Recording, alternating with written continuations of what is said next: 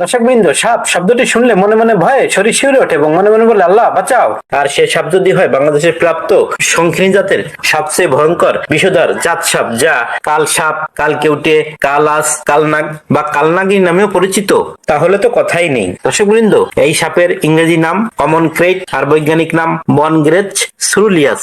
এই সাপ ঝিনাইদহের কাননবোড়া, বরিশালে কালাঞ্জিরি, চট্টগ্রামে হানাচ এবং উত্তরবঙ্গে জাতি সাপ বলে পরিচিত। কেউটে সাপের গায়ের বর্ণ ধূসর কালচে রঙের এবং এদের গায়ে অর্ধাচন্দ্রাকৃতির সাদা বলয় আছে। মাথা চ্যাপ্টা, ছোট, লেজ চিকন, ভোঁতা। এই সাপ অন্য বিষধর সাপের মতো ফুসফুস করে শব্দ করে ফনা তুলে কামড় দেয় না, নীরবে নিভৃতে মাথা নিচু করেই কামড় দিয়ে ভয়ঙ্কর মৃত্যু ঘটায়। কালার সাপের দৈর্ঘ্য গড়ে 2 থেকে 3 মিটার অর্থাৎ 4 থেকে 5 হাতের মধ্যে। এই সাপ খাদ্য হিসেবে ছোট সাপ, ব্যাঙ, ইঁদুর, টিকটিকি সহ বিভিন্ন ছোট প্রাণী এবং পোকামাকড় খায়। কালনাগ সন্ধ্যার পরে রাতের অন্ধকারে খাবারের খোঁজে লোকালয়ে প্রবেশ করে এবং মানুষের মনের অজান্তে সাপকে আঘাত করে কামড় খায়, মৃত্যুবরণ করে। ভিডিওটি দেখার জন্য ধন্যবাদ।